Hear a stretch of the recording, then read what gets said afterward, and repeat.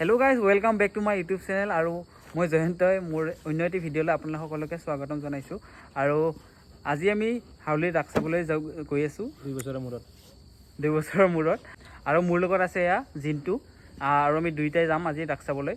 আজি এটা পূৰা ধামাকা ভিডিঅ' আপোনালোকক আগবঢ়াম, চ' আপোনালোকে চাই থাকিব। আৰু মই হেলমেটটো পিন্ধি লৈছোঁ কাৰণ হেলমেট পিন্ধাটো এটা অত্যন্ত জৰুৰী ছেফটিৰ কাৰণে, কাৰণ ছেফটি ফাৰ্ষ্ট।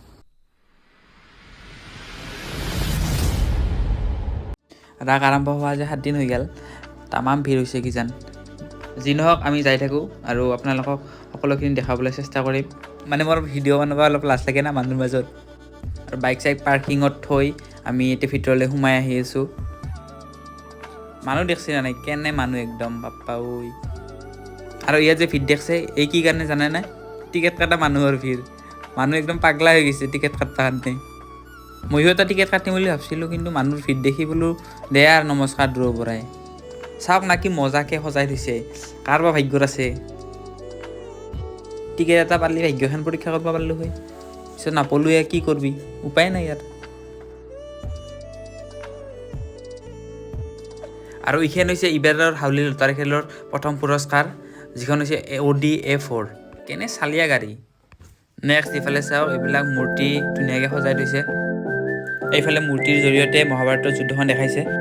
আৰু মোৰ যিটো আগৰ ভিডিঅ' আছিল সেইটো ভিডিঅ'ত আপোনালোকক দেখুৱাইছিলোঁ মানুহে নাচা ৰাস, আৰু ইয়াতে ধুনীয়াকৈ পুতলাৰে ৰাস দেখুওৱা হয়।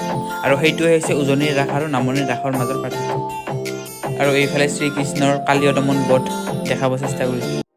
ইয়াৰ পিছত স্বচ্ছগাঁৱৰ আৰ্হিমূলক প্ৰদৰ্শনীৰ ফালে আমি সোমাই আহিছোঁ, য'ত গাঁও এখন কেনেকৈ পৰিষ্কাৰ পৰিচ্ছন্ন কৰি ৰাখিব পাৰি তাৰ বিষয়ে ধুনীয়াকৈ মানুহক কিছুমান আৰ্হি ইয়াৰ জৰিয়তে দেখাইছে, যাতে মানুহে গাঁওখন নহ'লেও নিজৰ ঘৰখন চাফ চিকুণকৈ ৰাখিব পাৰে। আৰু গাইছ, এইটোৱে হৈছে হাউলিৰ ৰাসৰ মেইন যিটো মন্দিৰ। কি মজা লাইটিং ধুনীয়াকৈ সজাই তুলিছে। আৰু এইবাৰ হৈছে 95 সংখ্যক হাউলিৰ ৰাস মহোৎসৱ, মানে 95 বছৰ এনেকৈ ৰাস পাতা হৈ গ'ল। ভাবি চাওক কিমান পুৰণি ৰাস। আৰু ৰাস মানেতো বৃন্দাবন থাকবাই লাগিব। বৃন্দাবনখন চাওক কি ধুনীয়াকৈ সজাই তুলিছে, একদম আল্টিমেট লাগছে।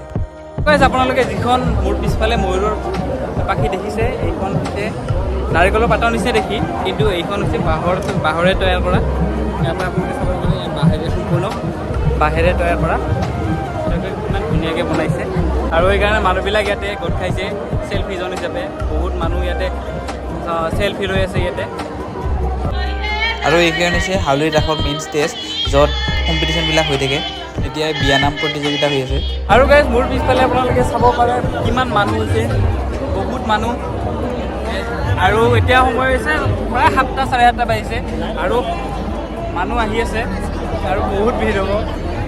আৰু গাইজ, ইটো চাইডে আছে মীনা বাজাৰ, আৰু এইবিলাক চকৰি আছে, জোলনা আছে, ব্ৰেক ডান্স আছে, মটকা খোৱা আছে, এইবিলাক আপোনালোকক দেখুৱাম।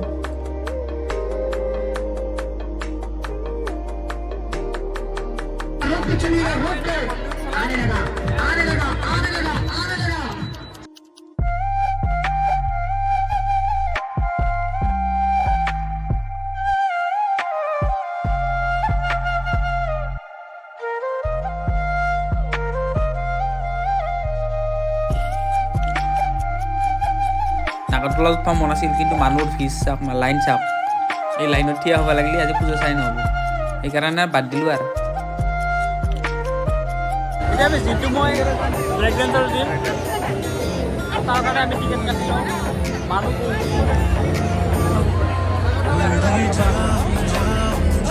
ব্ৰেক ডান্সৰ একদম ওপৰফালে লাইটিংটো চাওক কি ধুনীয়া লাইটিং কৰিছে, একদম একদম মানে একদম জিলিকি আছে আৰু দেখিয়ে ভাল লাগিছে। এতিয়া ক'বৰ কাৰণে আহিছোঁ আমি। জিন্তু আছে, মোৰ লগত আছে জিন্তু। আমি জিন্তু আৰু মই দুইটাই একেলগে গৈছোঁ।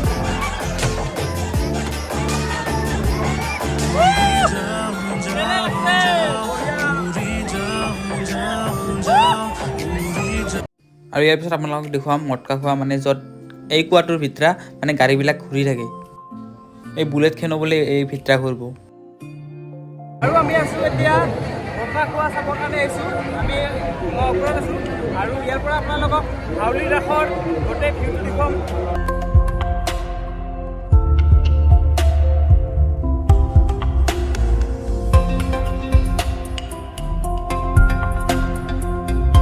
আৰু আমি এটা মানে 2-3 বছৰৰ পিছত এই ঘটনাটো চাবৰ কাৰণে আমি এতিয়া আহিছোঁ আৰু খুবেই ভাল লাগিছে। এতিয়ালৈকে আৰম্ভ হোৱা নাই, সেইকাৰণে আমি এতিয়া ৰৈ আছোঁ ইয়াতে তলত।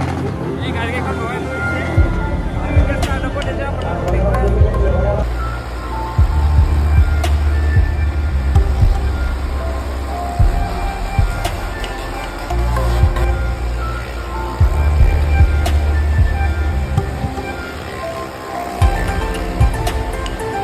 আৰু এইবাৰ ৰাসত এইটো এটা খেল আহিছে য'ত আপুনি এনেকৈ 100 ছেকেণ্ডৰ বাবে হোল্ড কৰি থাকিব লাগিব আৰু তেতিয়া আপোনাক পুৰস্কাৰ দিব এই কম্বল।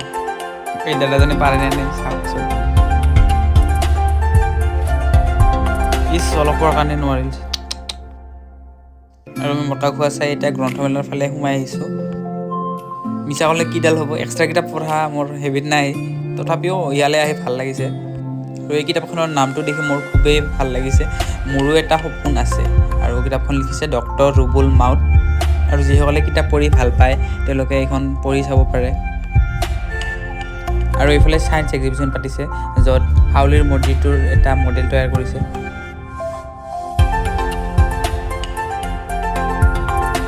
আৰু এই ধুনীয়া ধুনীয়া ছবিবোৰ আঁকিছে এইজন শিল্পীয়ে আৰু তেওঁৰ লাইফ পৰ্ট্ৰেইটো আঁকে আৰু এতিয়া বৰ্তমান আঁকি আছে। এই মানুহজনৰ ছবি আঁকি আছে তেওঁ, ছাচ এ গ্ৰেট আৰ্টিষ্ট।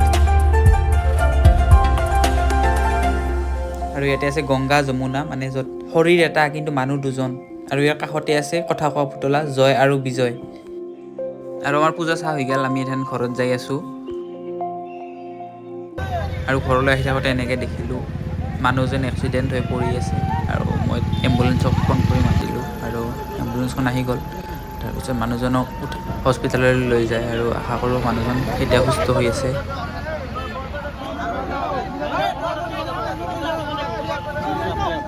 আৰু গাইছ আজিৰ ভিডিঅ'টো ইমানলৈকে আছিল। আশা কৰোঁ আপোনালোকে ভিডিঅ'টো ভাল পালে, আৰু যদি ভাল পালে তেনেহ'লে লাইক কমেণ্ট আৰু শ্বেয়াৰ কৰিবলৈ নাপাহৰিব। আৰু যিসকলে চেনেলটো এতিয়ালৈকে ছাবস্ক্ৰাইব কৰা নাই তেওঁলোকে চেনেলটো অতি সোনকালে ছাবস্ক্ৰাইব কৰি দিব আৰু লগতে থকা বেল আইকনটো বজাই দিব।